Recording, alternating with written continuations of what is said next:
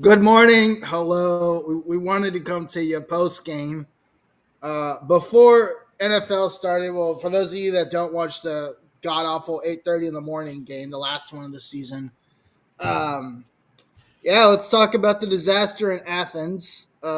Texas falls to Georgia, what a 35-10 in a game that really was very close for a long time. But Texas could not seem to get over the hump, right? And Texas has this, and we'll talk macro at the Texas level, right? There was a lot of mistakes in this game that Texas made.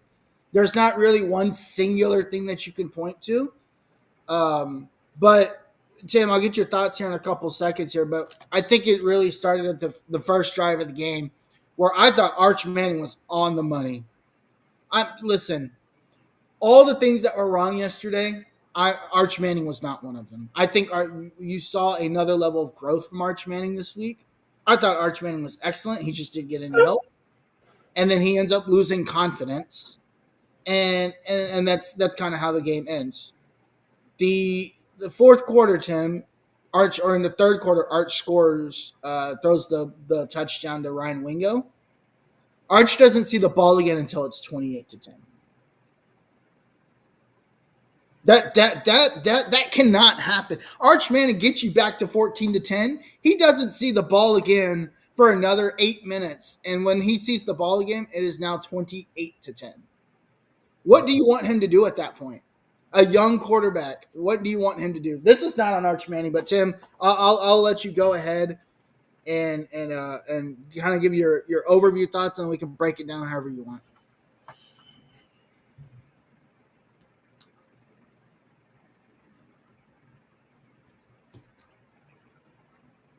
Steve Sarkisian, you need to take a pay cut.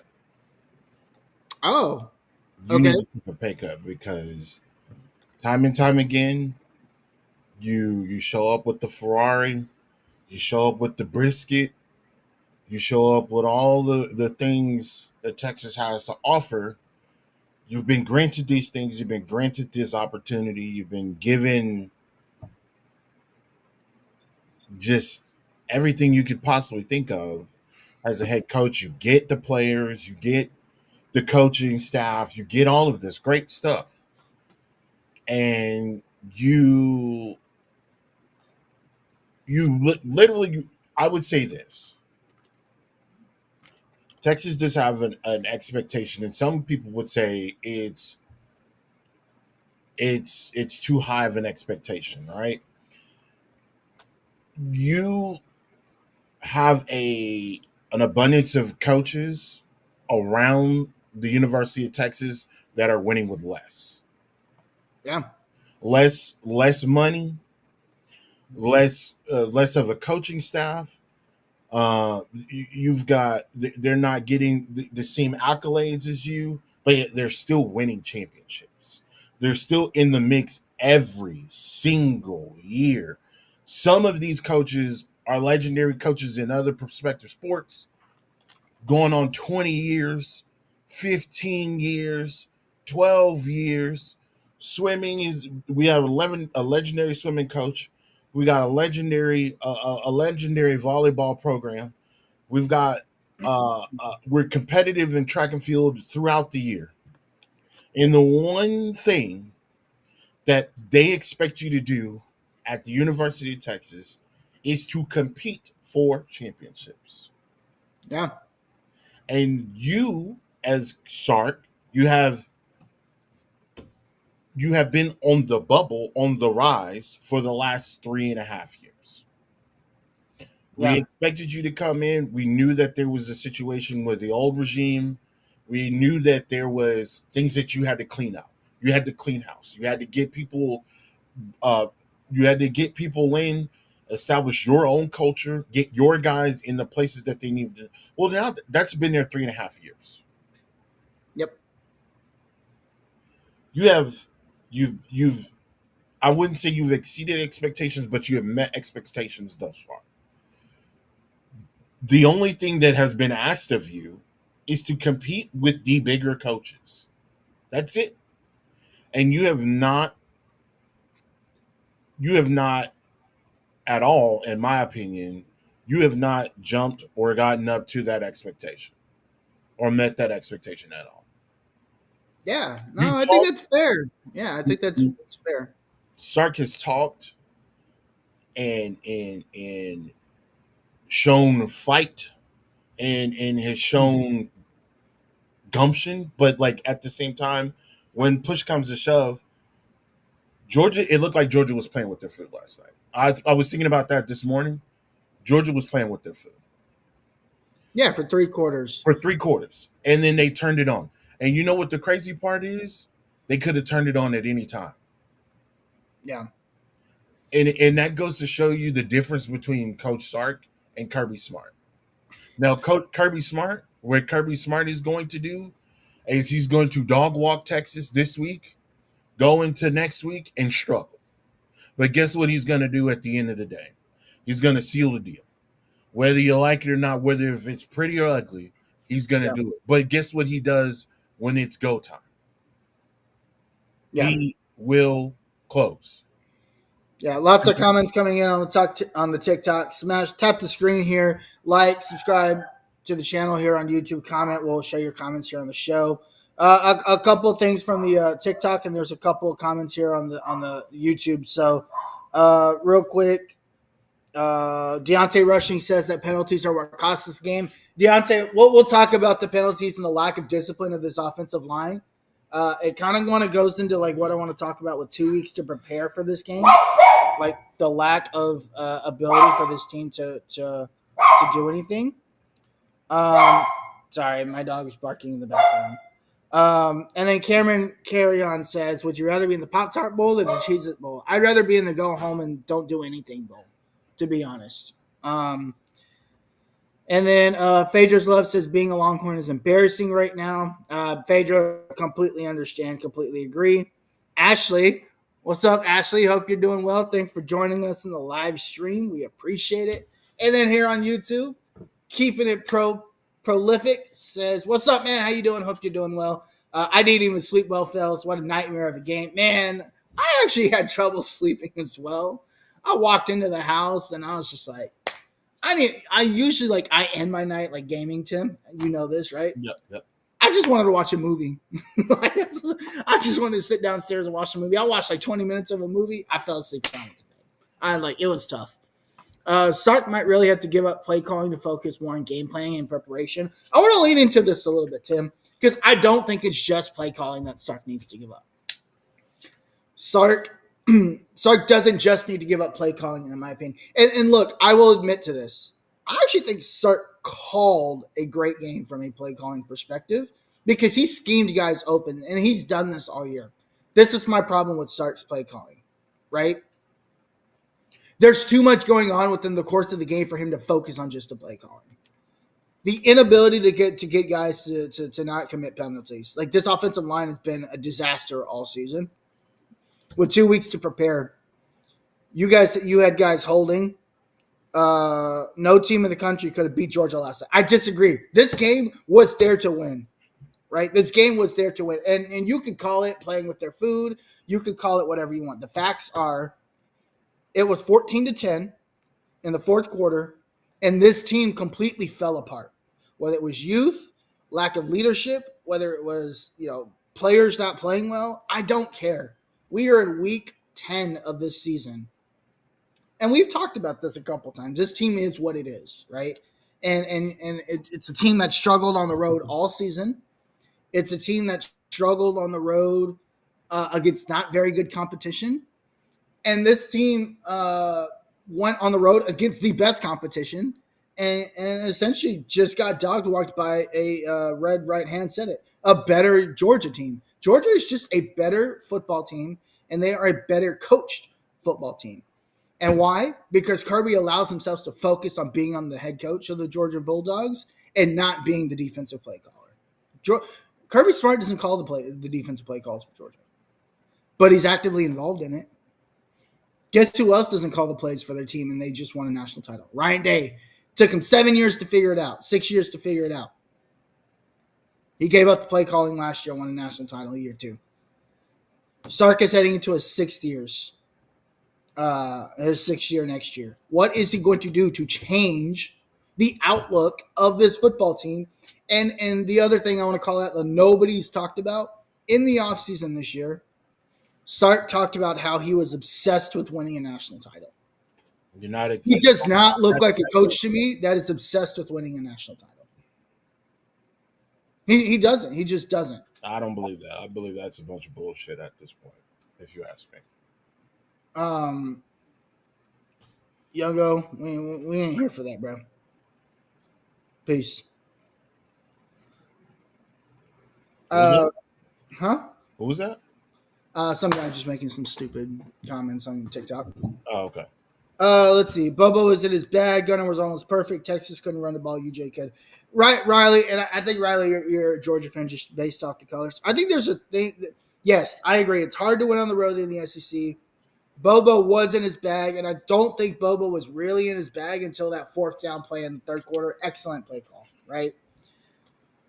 The frustration that I have as a Texas fan is the entire first half, there were 4 drop passes when Arch Manning was on the money. Arch Manning was also in his bag for the entire first half of that game. And Ryan Wingo, stone hands. Ryan Wingo, now granted the long ball to Ryan Wingo, that was a difficult catch, like whatever, but he had it in his hands, right? The very first drive of the game, the mesh route across the field. They haven't been able to get that mesh route right all season. Arch Manning to Ryan Wingo. How many times?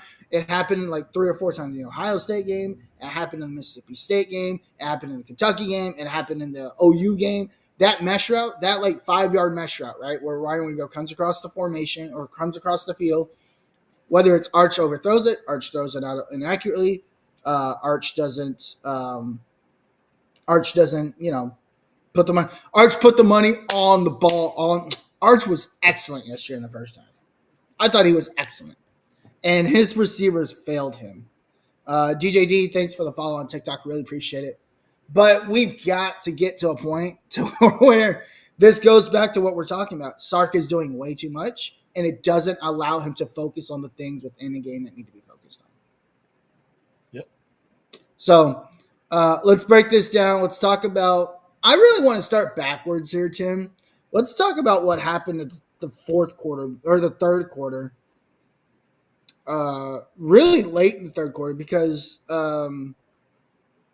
Texas, again, this was a 14-3 game for a long time. One thing I really wanted to figure out, and Ryan, we just needed anybody that could catch a football yesterday. That's what we needed. Anybody that could catch a football. One thing I want to talk about real quick is why did we stop running the football? Because if you look at the first half, we actually had some pretty good. I even mentioned it to you, and Tim and I actually sat and watched the game together yesterday. And I remember with the first 3 or 4 series, it's like, oh wow, we're actually moving the ball pretty well on the ground. Georgia goes up 14-3, and then we stopped running the ball. What are your thoughts there? Just like going from that, I'm just going to continue to read TikTok comments. Instead of you guys in here, by the way, thank you guys so much. Tap the screen. Let's get some more likes in. We really appreciate it. Yes, sir. So I'll start by saying this, and Harish, you can correct me if I'm wrong here. The inconsistencies of Trey Wisner is very interesting. The fact that there's opportunities and plays where he's unstoppable, where he's running very, very hard. And then there's times where he gets caught up in a pile and he looks like an NPC player running around in circles in a video game. And I love Trey Wisner. I think Trey Wisner is like Trey Wisner is the epitome of a Texas football player. Like he's got sometimes he'll wear the crazy hairstyles. Nowadays they wear more jewelry than ever. But he's a great player. There's a reason why he's at the University of Texas. So I don't want to take anything away from him. But the fact that he just didn't run his hardest yesterday, and some would say, Well, he didn't have an opportunity to run his hardest because there was nowhere for him to run.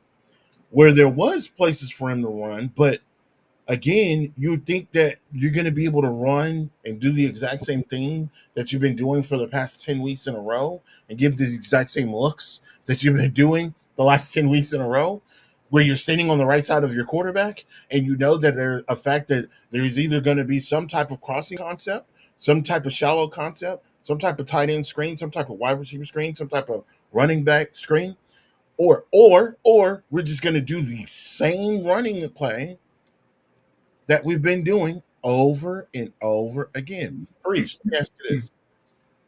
How did yesterday's game start? Oh, a screen pass. How did last week's game start? A screen pass. Listen, So the so game's always going to start on a screen pass. It's happened for the last so 5 years. so you continue to give a person that is a defensive mastermind the same look. What do you expect? This is insanity at this point. You're giving the same thing, you're doing the same thing over and over and over again, expecting a different outlook. These coaches have been waiting to dog walk you. Everybody wants to do it. It's Texas. Everybody wants to do this. So yes, the inconsistencies in the running game shows because you give the same damn looks. When you get an opportunity to show something different, you become effective. And that was what happened for a quarter and a half for Texas. Oh, you get CJ Baxter in the mix. Oh, he's running effectively. You don't have him lined up on the right side of Arch Manning. You're going off tackle. You're doing some delayed handoffs. You're giving the defense something different than what they prepared for. But once you go down, once you go down and you go back to, oh, well, this is what got us here. That's not going to work when you're going up against a championship caliber team. That don't work like that. It don't work like that when you're going up a championship caliber defensive staff, offensive staff, quarterback, defensive line, the head coach. It don't work. It's not going to work. So you have to open up your offense, which Sark did not do. Steve Sarkisian, like from a play calling perspective, has the same plays but in different concepts.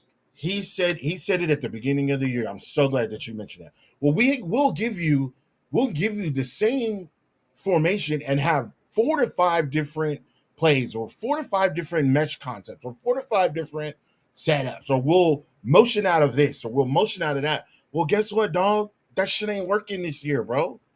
That ain't working. Yeah. It's not.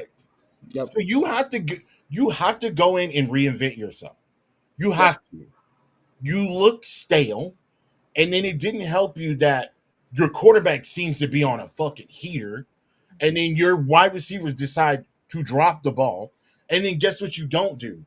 You don't say, "Man, it looks like some such and such is struggling. Let's give him an opportunity to get his bearing straight. Let's sit him out this series, and let's get somebody else in here that they haven't seen before." Yeah. Because we've got wide receivers, 4 and 5 star wide receivers sitting on a bench. That's the other thing that I can't get over, Tim. Why are we committing all these like I'm now convinced if Ja'Cory Moore did actually commit to Texas, he would have never played. He would have never played. Ja'Cory Moore would have never played on this team. Like to me, I was excited about Jamie French. I was really excited to be I was really excited to have And don't these be surprised if any of those guys decide that they want to leave. Well, I think at this point they're going to have to play next year, right? Or you're going to have to go get some guys on the transfer. Khalil Lockett, I was huge on Khalil Lockett. I I haven't said seen it. a I field. said it. I don't even think Khalil Lockett has more than 5 snaps. I have to look it up for the entire season. But I just don't understand where Khalil Lockett is. Real quick, Tim, the TikTok is flowing today, so we got some stuff that we need to check in on. Over 2,000 likes on the TikTok live. We really appreciate it. 38 of you guys in here. Smash the screen. We're gonna read through some of these good things. Listen, I'm also want to call out Aggie, Boomer, and Tech are all in the playoff race right now. Yeah. Texas is not. It's embarrassing. Let's see.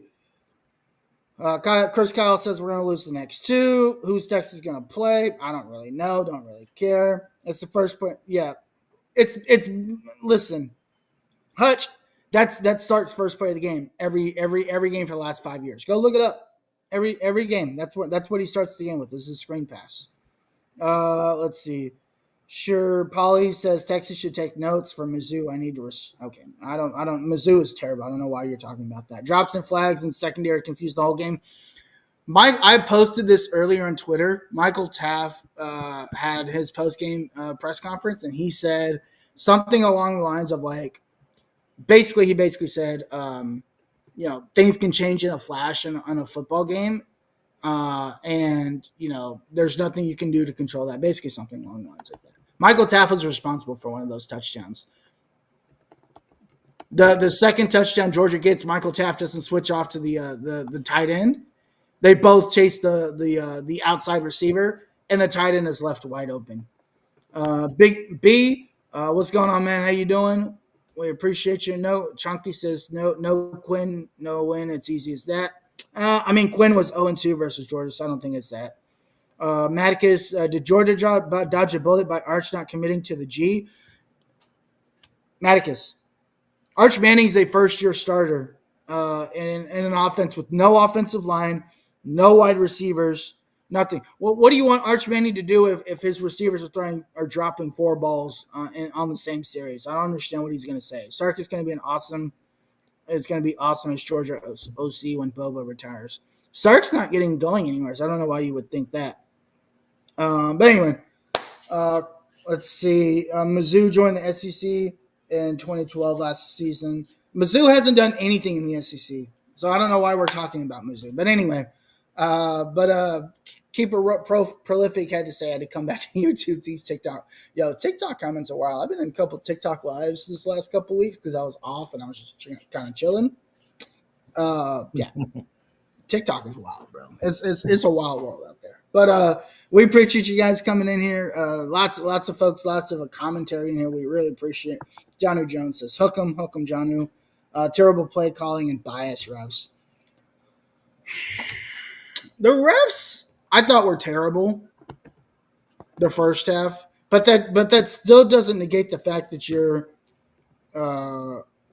It doesn't negate the fact that you guys just are. You're not good.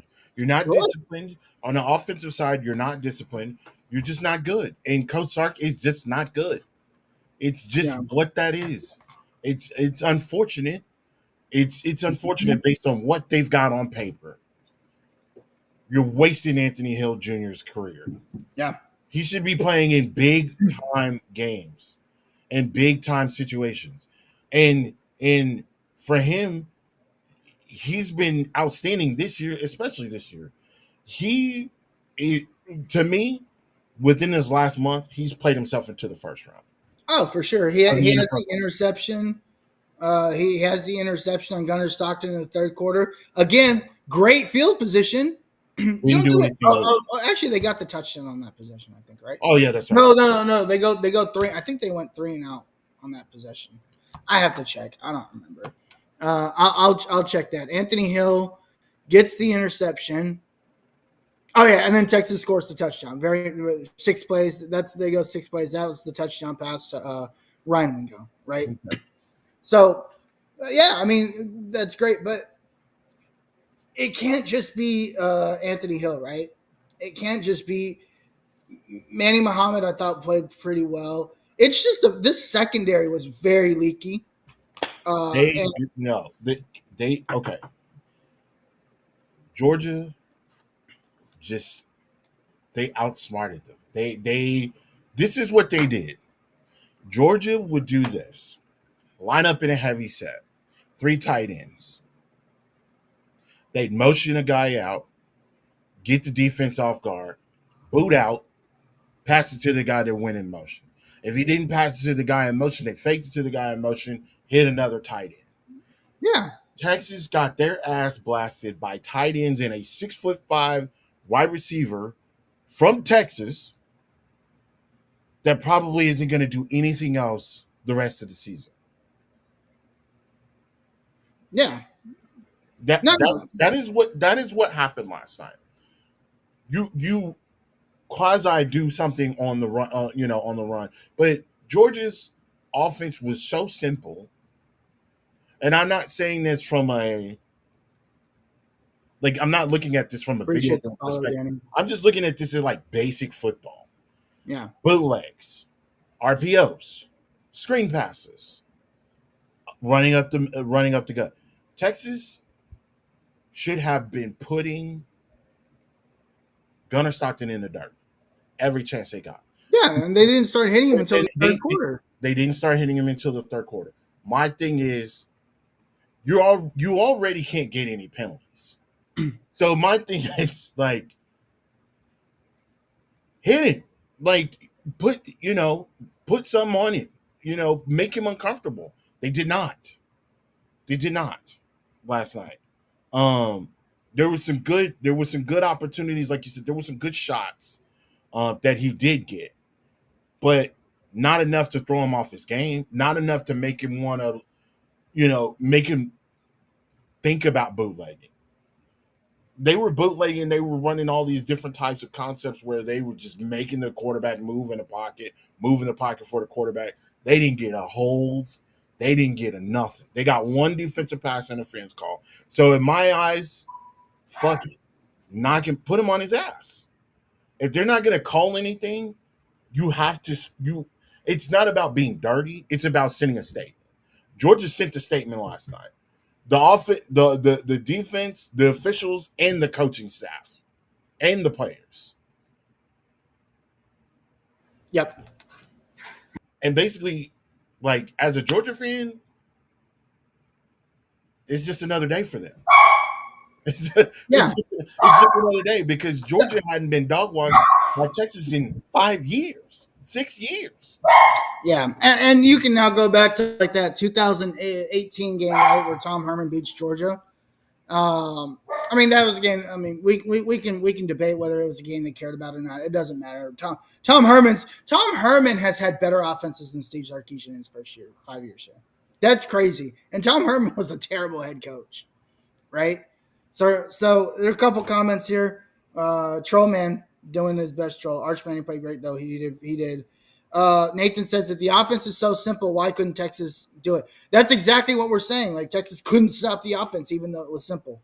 The defense just didn't play well, and The back the end on the defense has back given end, up. The defense has given up 1,000 yards, 11 touchdowns, and no interceptions in the last 3 weeks. yeah, and That's crazy. whoever made that comment, yeah, it's simple. It is simple football. Some of this exotic shit that you're trying to do, you don't need to do. Right. Sometimes it's just you just need to line up and run a base formation and go from there because everything else that you're doing in the game is getting you cooked. Yeah. You're falling for the play action passes. You're not communicating on the backside. You're not communicating effectively before the play snaps. And You're that was the those biggest reason why we defensive needed backs, Michael Taft, and they those still couldn't defensive do it. backs back there last night looked lost. And I didn't see not one motherfucker on that defensive sideline step up and say anything. Yeah. But they had the cameras on Arch all fucking day. And that's nothing against Arch. He is who he is. He didn't ask to be brought into this world. He's just here, right? But at the same time, like, where's your nuts on the defensive side?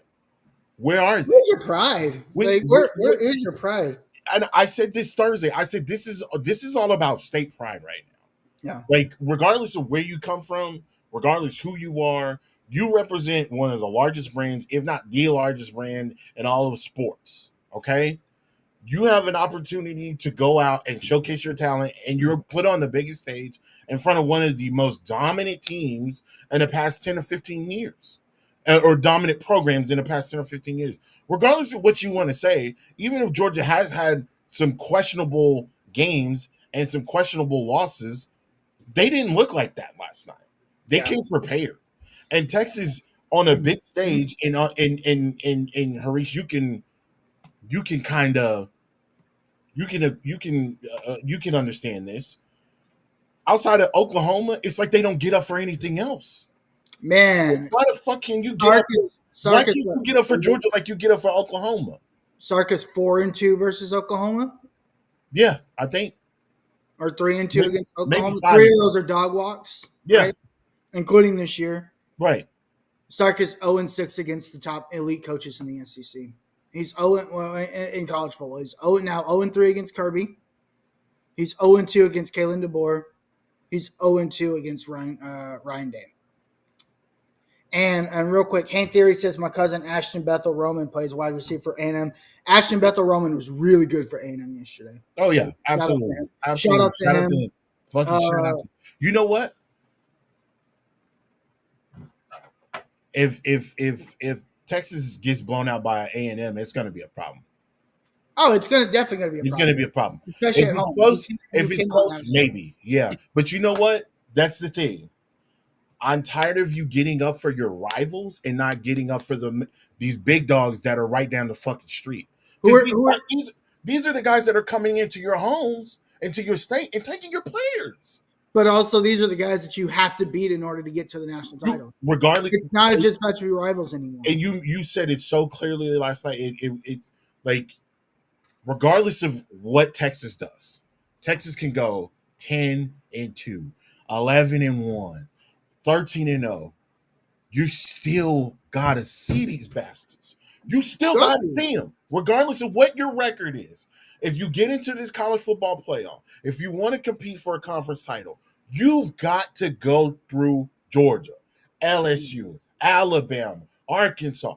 Oh, you've got to go through these guys. You cannot just get up for your rivals and then brag and boast about, oh well, you know what, we did this and we really get up for these types of games, and you can't do that. Sorry, you to me, and this is just me. I don't know about you, Harish, or how you feel about Coach Sark. As far as Sark is concerned, all of the shit that he says, I don't give a fuck about it. And I'm sorry for cussing. I'm sorry for if we get demonetized. Sorry, but the frustration is that you sit up here with this big stick and you don't show up with the big stick when it's time to show up with the big stick. But you show up for Oklahoma, you show up for A&M because you know those boosters are gonna be on your ass. You know that the media is gonna be on your ass, asking you questions on why you're not beating Oklahoma, why are you not beating A&M. Well, the question should start being, why are you not beating the top talent in the conference that you wanted to be in? Yeah, I mean, you prided yourself on being in this conference. Just a couple comments here. Arch was navigating the pocket and finding checkdowns while he overthrew. No, Owen, did you not watch the football game? He did not overthrow every deep ball. He had There was one deep ball he overthrew. one ball Two were that on the clearly money would that have were been a dropped. touchdown Go because the watch the safety football was game. way. Go watch the football game. Yeah, I don't know who that guy is, but Uh, he overthrew DJ Moore. He puts the ball on the money to DJ Moore. I think DJ Moore outruns the defensive back that is closest and to that him. wasn't an The overthrow. safety He was a throws little it the bit wrong farther. direction. Huh? He throws it the wrong direction. DeAndre Moore is coming on a crosser. Arch throws it up instead of out. Well, He I'm was wide thinking open. the reason why I'm thinking he's doing that is because I think that again, we talked about this yesterday. We were talking about it how the wide receivers once Arch got out of the pocket, they didn't do anything. They just stood there. They Yeah, didn't they're they not. didn't They're try not to get looking. downfield to try to give Arch an opportunity to put the ball because if you're a quarterback, you got a defensive line running after you because the line or whatever breaks down. As a wide receiver, the first thing you should do is you should be paying attention to your quarterback, and two, not only should you be paying attention to your quarterback, you should be looking to get down the field. I'm not saying that every wide receiver needs to do it, but I know for a fact that they have worked on some type of concept where if a play breaks down, what to do as a wide receiver or what to do as a tight end. Not all of your wide receivers should just be sitting there. Yeah. Real quick, Tim. I don't want to distract from what's happening, but I do want to take a side note here, real quick. Former Texas Longhorns Chris Boyd, now currently the Jets cornerback, was apparently pew-pewed, and is currently in critical condition. So looks like there's something that went down in somewhere in New York City. So we'll keep an eye on that. But he was pew sometime early this morning. So former cornerback Chris Boyd, uh, currently playing for the New York Jets. So prayers to him. But just want to throw that out there. Sorry, I didn't mean to throw that off, but I had to throw that out there because that news just broke. It's an abdominal wound. Yeah. So we'll keep an eye out on that. But prayers to him. Hopefully he does well. Yes, man. But getting back to Georgia Chris talk. Boyd, and for those who don't know, Chris Boyd was one of those players, if you ask me, where untapped potential, straight Well, up, that was part of the lack of development for Tom Herman, right? Like untapped Tom potential. Herman, we know Tom Herman recruited at an elite level. Go Yeah, look at the guys that Sark has put in the NFL the last 2 years. yeah, All Tom Herman guys: Bijan, Roshan, X. right. You talk about obviously like the and I mentioned on the defensive side, Tavondre Sweat, Byron Murphy. Yeah, These are guys that we laughed at when Tom Herman left because it's like these guys are great. They just couldn't develop. they didn't get the love. They didn't get the Sark development. developed these guys, Yeah, and now there's the times have changed. This isn't about development anymore. It's about winning national titles, yeah. right? And you've got to get into the portal to go get these guys, right? Like you cannot bank your head on development when you've got guys like Connor Robertson and Cole Hudson who've been in the program for 4 years and they can't even go a full game without a false start or a holding call. Like that's not develop. These are your guys. Cole Hudson is your guy. Connor Robertson is your guy. They can't go a full football game without holding, a false start, some kind of illegal man downfield penalty on RPO that they run like 400 times a game. Like, how are you getting illegal man downfield as a lineman on an RPO when that's the entire offense? Like, these are the guys that are not developing, and you've got to start looking at Kyle Flood, and you've got to start looking at some of these assistant coaches. These assistant coaches are not developing squat. So why aren't we spending our money on getting a guy like an Eric Singleton or getting a guy like a Casey Concepcion who are balling out within the concept of your system? Like, this is another thing that just doesn't make sense to me. No, Chris Nation, it's completely on Kyle Flood. The lack of development of this offensive line, minus Kelvin Banks. Right. DJ Campbell's played pretty well this year, right? Like but those are 4 or 5 star guys. Where's the development of 3-star guys? Where's the development of these guys that you are getting paid over $1 million? Why are you getting paid over $1 million who can't develop an offensive line? I again, to me, this goes to I don't want to hear it from Sark. Until you do something, I don't want to hear shit you got to say. I'm sorry. Like, there's nothing that you can tell me now. You've had. It's like we try to give them. It's like when do we start holding him to the fire? He's going to get warm after this. And to me, it's time.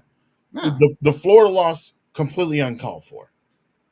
Completely uncalled for. That loss should not have been that Appreciate the loss. follow, And you called that I called that Florida loss. You called the Georgia loss. And it's not even about and even with the loss, like, we did not expect Texas to win last night. Let's be very clear. Yeah, we both To the audience and to our audience on YouTube and to our audience on TikTok. Thursday, we basically said this is a situation where we don't think Georgia's going to be playing around with Texas. We think that Texas will play it close, but we did not expect this type of blowout. Yeah. Real quick, I know. I just want to answer this from Prolific in the YouTube. Thanks for jumping in here. Do you realistically think we have? No, we're done. Well, we have zero. No. You had to, at worst, you had to lose close last night. That's it. And That's also, it. even then, the Oklahoma win over Alabama really hurts you. Because Oklahoma's going to finish 10-2 at this point, so that really hurt as well. It was going to be really tough. I think the season's over as far as the playoffs go. Yeah, we'll be in some Citrus Bowl. We might. I mean, the Bahamas. We might go to like Albuquerque. It's not. I mean, they'll try to get as if Texas happens to win out, and they happen to beat A&M, they'll get them close to some type of New Year's Six bowl, but it's not going to be anything. It's not going to be anything great. I don't think it's going to be a Cheez-Its bowl. I don't think it's going to be a. Uh, uh, I don't think it's going to be the Pop Tart bowl, but Yeah, it might be a I don't know shit the Peach Bowl maybe. yeah. Is the Peach Bowl a part of the New Year? Is that a playoff bowl game now? I think so. I think Peach Bowl. Okay, well then, I don't know. I Texas listen. Hookem, real quick. Texas Hookem on Twitter says best case Texas goes wins the last two and goes to the Citrus Bowl and wins it. 10-3 would be acceptable with three. No, no, it wouldn't. No, No, not not no. making the playoffs is not Listen, acceptable. and Texas Hookem, I appreciate you chiming in. I really do. I like where your head is at. You're thinking positively, but what we've got to do is we've got to really start holding these guys accountable. Yeah, You can't go. You can't have the 10+ win season and go out like the way you did. It's not about the losses. It's how you lose yeah, that plays that really does something to me. yeah. The And Ohio Trollman is right State with the game. 12. Trollman is right with the 12 seeded playoff. It is unacceptable not to make that. It's right. It is no longer acceptable as Texas to not make the playoff. Like making the playoff is the big. If you're in the playoff every year and you're not advancing, like maybe at some point, right? We need to figure that out, right? Jason Harden says 8-4 is unacceptable. It is after you Absolutely. go back to back 10-2, right? And you win a conference title, And you you're make one it play to the away from both of college those playoff games to go football. to a national championship. 8-4 is Eight and not. four is unacceptable. Completely agree. Unacceptable. Um, if they stay in the Big 12, it's an automatic big for 10. We just made the. What are we talking about? We just made the playoff national. We were in the same position last year in the SEC. What are we talking about? Troll. Now you're just being a troll. So I appreciate it. I do want to call out real quick. Somebody did send us a gift on TikTok, which is kind of cool. Uh, Yeah. AJ Charlene Childs sent a heart me, which is Oh, cool. I don't appreciate know what that means, but we appreciate that. Thank you appreciate so that. much. Appreciate that. Yeah, this is the SEC. We just made the playoff in the SEC, so I don't know what that really means, right? Right. But you guys here on TikTok, keep smashing. Those you guys on Twitter, keep liking the comment, follow, subscribe. We are live every Thursday night. We're just doing a pre NFL show here, kind of wrapping up our thoughts from last night's game and just trying to get things I into. I kind of want to chime into what Texas Hookem 22 said. If this was a couple of years ago, if this was like hell, even if this was like last year, I kind of would have sided with you a little bit on it. But Yeah, now that we know what you can do, and now that we know what you can do with the staff that you've had and the players that you had in place, I can't sit up there and be like Citrus Bowl, like yeah, like so no, I can't. we're And going backwards. We yeah, we, we we cannot go. the regression is crazy right now. Yeah, we can't go backwards. As listen, well, and I get that there's going to be ups and downs, and we'll start figuring it out at some point. Maybe Kirby figured it out. Ryan Day figured it out. You can only hope that Sark is going to figure it out, right? Because he was Kirby, always ever since Kirby has been at Georgia, outside of maybe 1 or 2 years, Kirby has almost competed for an SEC championship every goddamn year. uh, Every year, I'm going to go every Kirby. year. I would say outside of maybe 2019 and his first year as head coach, Kirby Smart has been in the mix for an SEC title every year. Kirby's been there for what 9 years? I would say this is his 10th year right now. Man, it's already been 10 years. That's It, crazy. it's already I'm been. just, I'm just And flying. you know what Kirby has done that makes him such a great coach. He adjusts in game like a genius. Not only has he adjusted in He's game, such a great in game he adjuster. has literally beat the people that the media said he could not beat. Remember, it was Kirby, it was Saban. It was Kirby and Saban for like five, Dude. 6 years. Kirby's had 10 wins every year since his first year. Oh my god. Kirby Smart is like, yo, okay, so 16 he goes 8-5, 13-2, 11-3, 12-2. The whatever happened in the COVID year, right? 8-2. Right. 14-1, 15-0, national champions, right? Back to back. 13-1 last year. Last year in a down year for Georgia. Last year, a down year for Georgia. They You know still what made the Kirby playoff. did last year in a down year? 11-3. This is the down year for Sark, right? Because the last 2 years are up. He Right. might go. He might go 9 wins. That's crazy. That's the difference between Sark and Kirby. Kirby right now is Kirby maybe the best Nick Kirby Saban? is the best college football coach. Yes, No, no. absolutely. Is he the best Nick Saban assistant? Is anybody better? Ooh. Jimbo? Yeah, right now, yes. Right now, But yes. Jimbo is probably two, right? Jimbo's two. Like, like this guy and Georgia was like, oh, well, they were pretty good before Kirby. Like, Sark to me reminds me of Mark Richt at Georgia. Yeah, Like Mark, remember how Mark Richt used to like almost get there all the time, yeah. right? And he just couldn't like get over the hump. Man, Mark Richt, Mark Rick had Aaron Murray. He had he had Matt Stafford. Matt Stafford. Like Oh, Matt Stafford was a baller at Georgia, man. I'm not trying to glaze Georgia right. No, Georgia sucks. We're not glazing Georgia. Georgia sucks. But Matt Stafford was really freaking good. And how we let Matt Stafford leave the state of Texas, I will never understand. Matt Stafford, he should have went straight from Highland Park to Austin. yeah, How we let that kid leave Dallas, I mean, is insane to me to this day. But that's a story for another day. Kirby Smart outthinks Georgia again, or outthinks Texas again for the third straight game. The onside kick. How this is my problem with the onside kick. How do you as a head coach come after the game and say, yeah, we prepared for the onside kick, but then you look surprised? What did you prepare for then? I don't know what he prepared for. One of the things that I do want to say is that as a coach, seeing Kirby prancing and dancing around on the sidelines after getting that Oh, I hate it. after getting that onside kick as a man should have pissed you off. My When do blood you was boiling. when do you become the Death Star? When do you become Vader? Yeah. When one of the things that I love about former defensive backs coach at Grambling, he always says it's chestnut checkers, Yeah. but he also embraces being the bad guy because being the bad guy in this certain aspect, especially being a dominant college football team, you're people are going to absolutely hate you. So why not embrace it? And you know what Kirby Smart has done? He has embraced being the bad guy. Nobody likes Georgia outside of people that live in Georgia.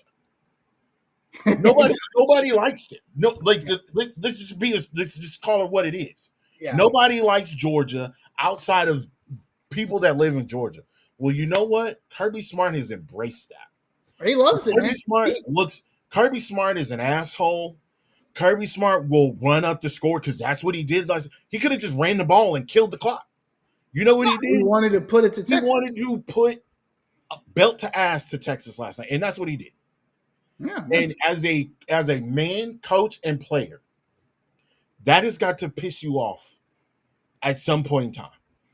I mean, You guess have what? got to He's not going to stop doing it until you stop it. bootlegs. The what did I tell you? The pass that they scored on, the last pass that they scored on. What did I tell you? 3 tight ends. Yeah. Three. Yeah. I Tight said, end can "Oh, be this wide is going open. to the tight end." Yep. Bang, And touchdown, game over. And dope. it's easy. It's easy from a standpoint of, and again, not trying to play college. Like I'm not trying to play armchair quarterback, but I'm like, when do you start to look at tendencies? What are the players not talking to the coaches? Are Yeah. the coaches not talking to the players?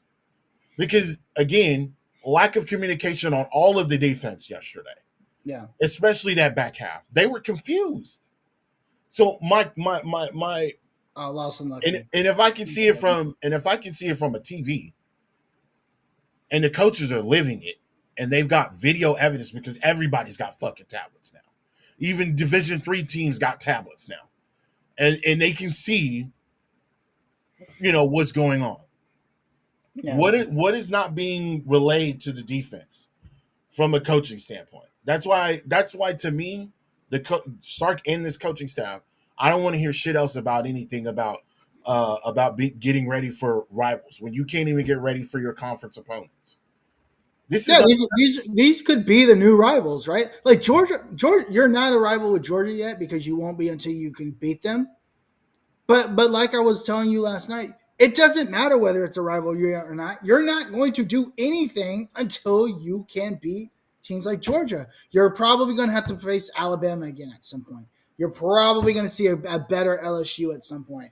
Florida is going to be good again. Like these are some of the best programs in the country.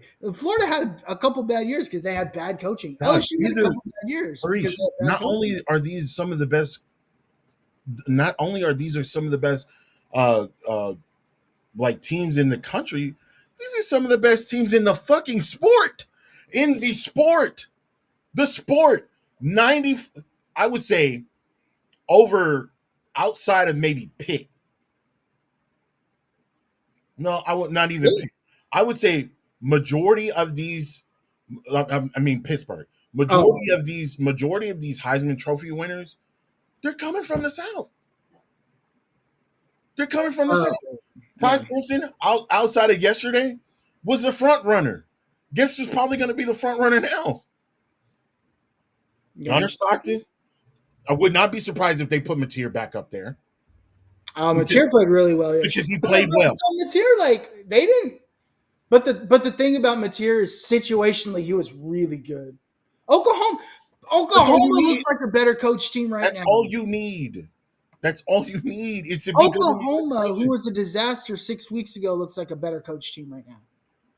Oklahoma would wash Texas right now. I think so No, too. the only thing that I would say would get Texas up to play Oklahoma now is that it's a rivalry game. That's it. If this was not a rivalry game, if the Red River Shootout never existed, and Texas decided, hey, we're gonna go play late in the season, or we're gonna get to the SEC championship, I think right now Oklahoma beats them. Yeah, Chris, Their real quick, defense looks Chris. better. Their team is playing better. You know what else is crazy? They're running the football. Yeah, They're running the it's not football. effectively, but they're running it enough, right? And Chris Pavon, real quick. I think Chris asked earlier, and I did want to. Oh, if Sark leaves, what then? Here's the thing about Sark leaving, Chris. We If talked about this last night, by the way. Sark would have to pay Texas to leave because he would be breaching his contract because he just got an extension last year. Sark's not No, he going just got an anywhere. extension in February. Yeah, he just got an extension. Sark would have to pay Texas to leave. They're not. He's not doing that, right? So Sark's not leaving. Alpha Artie says, hook him all the way from Oklahoma City. Hey, we appreciate it. Yeah. Let's see. Subway Soup says, I feel the team is divided. I think that's interesting. And Soup, let us know what you mean by that because I think that's interesting. Do you think there's and thanks for the follow, Subway. Um, do you think there is a division in the locker room, and if so, what would that be? I don't think there's a division in the locker room. What I think the division is that if there is any division, is like we keep calling the same shit. So there's people that are like, yeah, let's do it because they're out there, they're getting the numbers, they're getting the targets. And then there could potentially be like, let's get some new blood in here. Let's see what we can do. Do you think Stark actually like admires competition in the locker room, and you think that's kind No, no. I said this yesterday before the game started when we sat down. By the way, I do want to talk about Texas Car House prior of before we end here, before we wrap this up. I want to talk about Texas Car House. for sure? But I told you yesterday, Sark has got to do something. He cannot continue to go down with the ship. He's got to be able to change up some stuff. And you know what? We've talked about that. We've talked about this at nauseum with Sark, even on our old podcast, Us on Everything. Like there had been a tale of two. Sark went from a tale of two halves, and like either coming out really strong or coming out really slow, and then adjusting. And now he's like coming out in his gangbusters, it feels like it's going back to that. Yeah. It feels like it's going back to that, where you look decent Ooh. in one half. Because I would say, even though Texas was down 11, they didn't look terrible. They They didn't were look still in the football game. they didn't look terrible. But that second half, there's no reason for second half collapses. This is the thing. This is what I wanted to see. And as so, there's a couple things I want to call out there. Kirby outcoached Shark 1,000%. The height from Arch, I think, is making the team wobbly. No, it doesn't, because Arch has gotten better as the team has as the season's gone on. The rest of the team has not gotten better, so that doesn't make sense. I think Artie says should Sark give up play calling. Yes, I think Sark needs to. Yeah, It's it's not time. just play It's time to calling; do it. it's Let it more go. than just play calling. What He I needs want to. Sark to do that he's never going to do, and this could be the demise of his tenure at Texas if he continues to go this route. Sark needs to just focus on football. I don't give a shit about nothing else. Don't Recruiting. Yeah, yeah. like Forget recruiting. like until the off season. I don't want to hear Sark about. I don't want to hear about him taking a helicopter to go meet with such and such on his off week. You got Yep. Georgia. You've got Georgia. FaceTime the kid. You don't Yeah. need to show up in a helicopter on the off week when you got Georgia next week. Did he do that again last week? Yes, he did it last week. Oh, I missed that. You don't you I need you to focus on what's at hand. I Yeah, understand recruiting is all about it all. But at the end of the day, you cannot be CEO and take on all of these responsibilities. You need a staff. And yeah. all of these programs that are winning have staffs. Ryan Day, like you said, gave up play calling. What did he do? Win a national championship. Uh, Dan Lanning got a phenomenal staff. Regardless of what you think about Oregon or not, they've got a phenomenal staff. They're still able to recruit. They're still able to be efficient on offense. They're still able to be not a top defense, but a formidable defense. Yep. And they're able to do these things. Kirby Smart, they're able to do these things. You have to, I don't want to say you have to follow the trend, but you have to start thinking like, maybe I just need to focus on football. Yeah. Somebody in the chat said something I wanted to bring up. There's no team chemistry. Mm, I, hey, who said that? Who said that? you know who said Who said that? it? Ariel. You ain't right. Hey, Listen, but you know what? Ariel's favorite team is 3-7, so she doesn't know what team chemistry is. But So, listen, even a casual football player, a casual fan could see, hey, why do they look so confused? Why are they confused? Why are they pointing fingers at each other? Chris Why? Nation says PK has got to go. Chris, you're crazy if you think this is PK's fault. That's insane. Uh, Uh, I don't think we're doing this PK thing again, right? Remember the first 2 years, people thought PK had to go, and then he hired Blake Gideon, and the secondary got better, and he's had a great secondary last 2 years. You know who needs to go, in my opinion? The DB coach. Dwayne Keenan's got to go. He's got to go. Dwayne Keenan's 200 years old, man. He ain't got it no more. Like, he doesn't. These Dwayne, DBs regressed as the season went. they started to do what Dwayne Akina is used to doing, and you know what Dwayne Akina is normally, what he's normally good at doing, is backing his defensive backs off of the wide receivers. Did it And all. We did it all game. they gave up so much. They gave up so much space. You know, this game could have been like, this was an ass whooping. Yeah. This could have been way worse if Zachariah Branch would have got off. It's Well, Zachariah, but look, remember the catch Zachariah Branch had on third down? The angle that Michael Taft, both safeties, the two safeties were like, man, we can't wait to get these guys back. Michael Taft and Jelani McDonald both took terrible angles on that. Zachariah Branch ends up making that like a 50-yard play. Like, exactly like we said on Thursday, you cannot let Zachariah Branch get open in space. And if he does, you have to tackle him. The angles both of those guys took on that play were insane. And Zachariah Branch turned probably what was already like a 15-yard play into like a 50-yard play. Right. Like, that could not happen. But Tim, check this out. Georgia at the beginning of the second quarter, right? Right. With 4:32. When did they score? They scored with um, 12 minutes to go in the Okay. second quarter, Okay. right? They scored a touchdown and go at 14-3. Texas had one, two, three, four, five, six possessions after that. 2 minutes, 5 minutes. That one doesn't count as 2.5. 2 minutes, 2 minutes, 2 minutes. Basically, like what, 10 minutes. Yeah. And Sark is telling me that there was no opportunities to run the ball. For basically a quarter and a half, there's no opportunities to run the ball. You well, one, in order for you to run, you need to run the ball, and then you also need to have your wide receivers be uh they need to catch the ball, and even they need to catch the ball in order for Texas to run the ball effectively.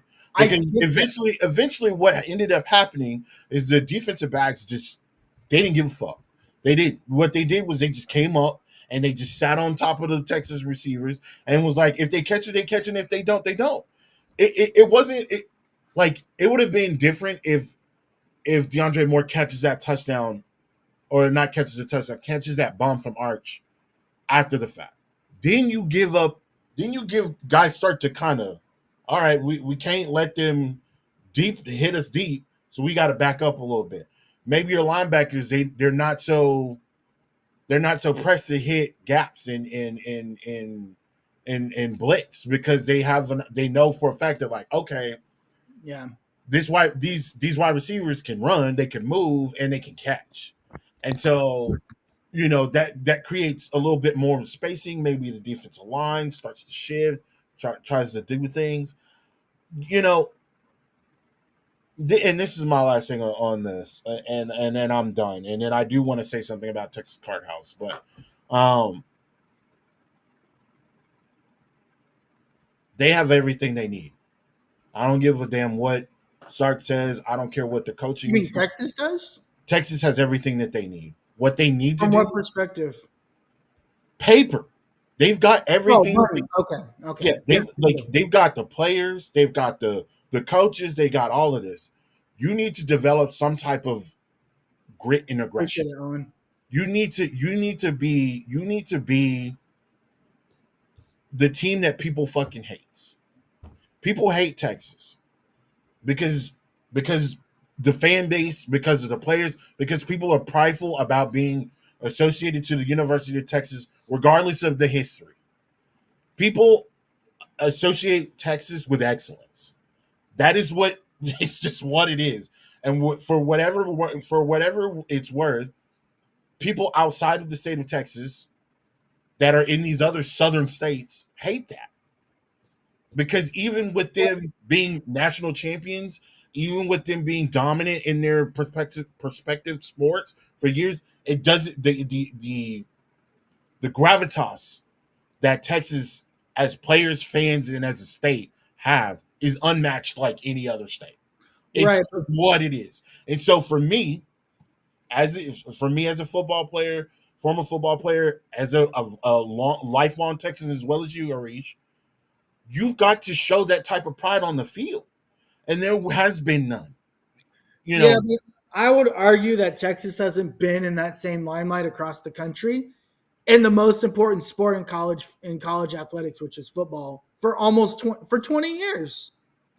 you could say that, but Texas is still they have what did you say about what did you say about Texas uh when we played against Kentucky, when we played against Mississippi State? You said everybody gets up to play Texas. Everybody always And gets up so to and play. so and so with that being said, people are going to try to hit you because of the symbol and the colors that you have on your chest. So my thing is, if you know people are coming for you, you need to be prepared for it. And you need to, and if you're gonna represent Texas the way I think you should come with a big fucking bat. And you should be able to compete and not let people literally dog walk you. You These got these to have some type of pride when you wear that shit, or when you put on a uniform in general. You need to have some type of fight in you. And what I've seen in the last 3-4 years is that outside of rivalry games, Texas has not had that. Yeah, and look, you're gonna have to take another step to get to there. But the guys in the TikTok chat saying that Arch didn't show very much a lot of maturity. Like, what do you want him to do? He ties the game up and doesn't see the football again for 8 minutes, and it's 21-10. What do you want him to do? What do you want? What do you want Arch to Can't do do? anything while you're on the sideline. You can't do anything when you're on the sideline. Can't do it. Arch long ways from Eli and Peyton. Well, yeah, no shit. I mean, Arch, Eli, and Peyton have finished 20-year NFL careers. Of course, they're a long way from that. What are we talking about? Arch is in his first year in college. Oops. While you're doing that, I do want to say one thing. Texas Card House was great. Outside of the little shift change, things kind of got a little slow when they did the shift change. No, we But didn't. outside of that, Texas Card House is awesome. The beet bacon, that was awesome. That candy bacon was was fantastic. Really liked the atmosphere in there. Liked watching the game with Longhorn faithful. That was good. It was cool to see a bunch of a bunch of burnt orange walking in there. It's definitely a place I definitely want to go back to, and I want to go back there very soon because I did like how they did things. So yeah, like if you guys, for the people that are still with us, we appreciate it. I know it's NFL Sundays, a lot of these games, and there's some fantastic games that are going to be going. Um, if you're in Austin, I definitely recommend going to Texas Card House. They did not pay us. We're not paid for any of this. We simply wanted to go just because what we've heard from other fellow Longhorn fans, that have been there. It was really nice, really clean, and they have some really unique items on their menu. It's not your typical bar food, but they have typical bar food. But they just have some things that are different, and I think that that's pretty cool. And if you're a poker player, you can go there and play some poker as well. So that works out for both. Fantastic place. What are your thoughts on it? Yeah, yeah, super dope place. I mean, I've been there a couple times, and this is the first time you've been there. It's really, really cool. Yeah, I really enjoyed Texas Card Houses. It has this like sports book feel to it right, because of the way the team is set up, and I really, really like that. right. Food is excellent. Really, and they do watch parties for all Texas games. So, and they have really cool drink specials while you're there. So for you local folks that are here in Austin, definitely check out Texas Card Dude, House. $2 Some beers guy, is crazy. $2 yeah, beers. some guy mentioned in the chat about Arch compared to Eli and Peyton's first years starting, Yeah, and they how he have similar miles off of that. numbers. They have similar numbers. Arch Manning, by the way, 19-7 this year with 2,300 yards. His team was 7-3. Peyton Manning's first year was 11-6, and I watched Peyton Manning in Tennessee. I used to live in Tennessee. I Right, watched Peyton Manning in Tennessee. right, Peyton Manning's first year as a starter, he was terrible. 11 touchdowns, 6 interceptions. I believe Tennessee that year was like, I think they won like 3 or 4 games. Oh no, they went 8-4, right? And by the way, Peyton's never beaten Florida. Florida, but he also has never lost to Georgia, right? Right. Eli sat his first year, his second year though as a sophomore. Eli did have a really good season, 31 touchdowns, nine interceptions. That's That amazing. was 2001 That's as a sophomore, right? But Ole Miss finished 7-4. amazing. So, I mean, yeah, Arch Manning, he's still got a couple more games to go. Not saying he can't. He's not going to go 31-9, right? Unless he like miraculously throws 10 touchdowns in the next 2 games, right? He's 19-7, and his team might finish 8-4. It's pretty much on par Right.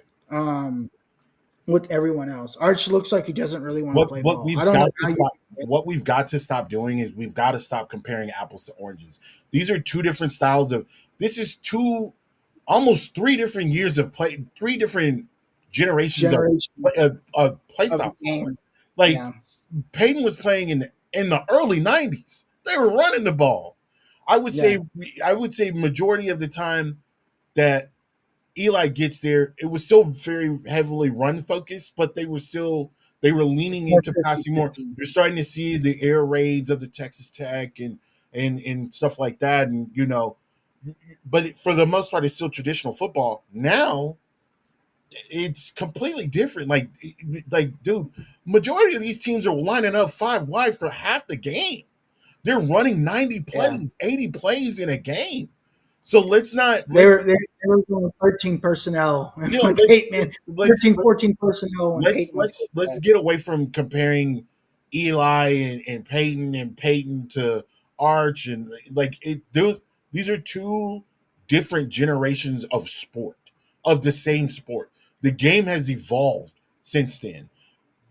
You I mean, know, even from Peyton to Eli, the game evolved. yeah, that's what I'm saying. Like it's potentially three different generations of football that is being played. So like we need to stop Yeah. that in like because one, it's not fair.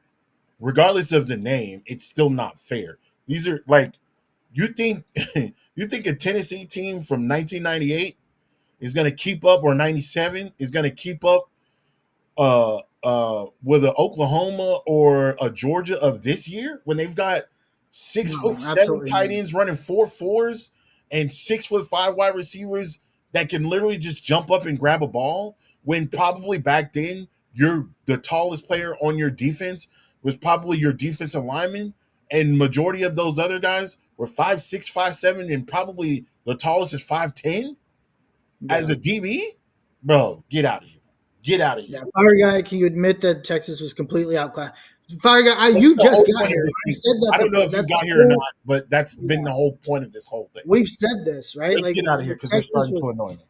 outclassed, out coached, out everything. But we're gonna go ahead and get out of here. We'll be live Thursday night, 9:30 Eastern for those of you guys on the East Coast. We have to look forward to Arkansas. We got to see what we can salvage from And this guess season. what? And guess what? With Arkansas, you think Arkansas finna come in here and lay down for Texas when they Bro, got an Arkansas offense has that's one of just as the potent as Georgia's? They Arkansas. got speed. They got speed on the outside too. They got quarterbacks too. Yeah. Like Uh, uh, Arkansas's offense is don't let Arkansas's record fool you. Arkansas has a top 5 offense. Arkansas is no joke, and Yeah. and guess what that is? It's a rivalry game.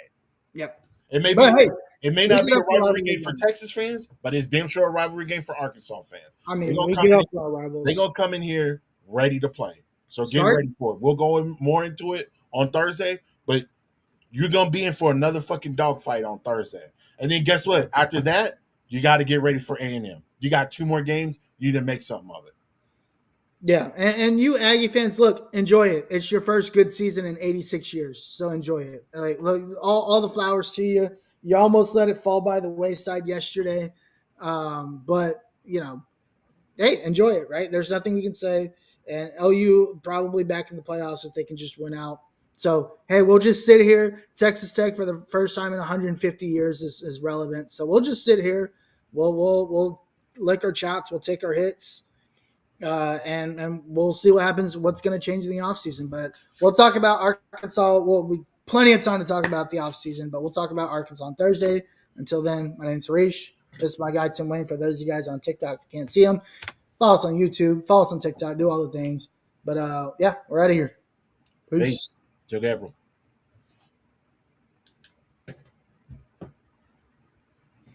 What a fucking show.